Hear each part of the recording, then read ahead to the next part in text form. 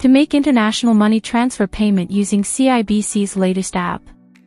First, after log into your account, tap on Move Money from bottom. Scroll down, and tap Global Money Transfer. Tap on Send Money. Select Add Recipient Details. Choose recipient's country and currency. Select transfer method accordingly. Here, I choose to transfer in the recipient's bank account. And choose his bank type. Now, enter his name and address. Tap on Search by Bank Code and enter his bank code, tap Search. If it's correct, then it will fetch his bank name. Now enter his name registered with the bank and account number. Tap Review. If it's correct, continue.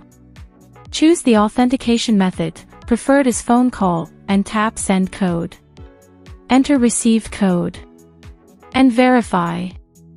Now, the recipient added successfully, and tap on Send Money.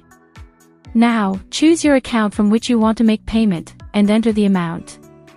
Choose the reason for transfer.